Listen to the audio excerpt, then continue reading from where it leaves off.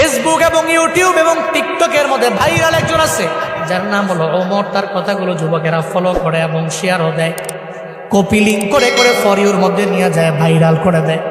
আমি গতকালকে তার একটা ভিডিও দেখলাম, তার মায়ের মানে সে কেমন এটা আমি জানি না, তবে এই ভিডিও দেখার পরে আমি দেখলাম যে মা পাগল ছেলেটা চোখের পানি ফেলাইয়া মায়ের জন্য কান্দে।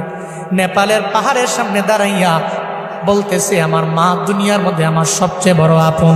আমার মায়ের বিরুদ্ধে কথা বললে আমি কোনো আইনও মানি না, কাউরে আমি চিনি না, কারণ মায়ের মতো আপন আমার দুনিয়ার মধ্যে কেউ হতে পারে না। সে বলতে লাগলো, যখন আমার বাবা নাই, আমার মা ছাড়াই পৃথিবীতে আমার আপন যখন কেউ নাই, আমার মায়ের গার্মেন্টসে চাকরি করে করে করে করে কোনো রকম জিন্দেগি চালাইয়া আমারে ফালাইয়া যায় নাই, বরং পরিশ্রম করে করে আমার মা স্কুলের মধ্যে আমারে পড়াইল। আজকে আমি অনেক মশহুর হয়ে গেলাম, প্রসিদ্ধ হয়ে গেলাম, সবাই আমারে চিনে, তবে আমি মায়েরে ভুলতে পারি না। নেপালের পাহাড়ের সামনে দাঁড়াইয়া বলতে লাগলো, মা জীবনে কোনোদিন আপনারে আই লাভ ইউ মা বলা হয় নাই, আমি আপনারে ভালোবাসি, আমি আপনারে পছন্দ করি, এটা বলা হয় নাই।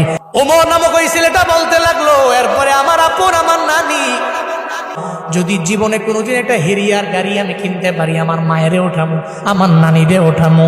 যুবকেরা তোমরা অন্যান্য বিষয়গুলো টিকটক দেখে দেখে অন্যজনকে ফলো করো, তবে এটা কেন ফলো করো না?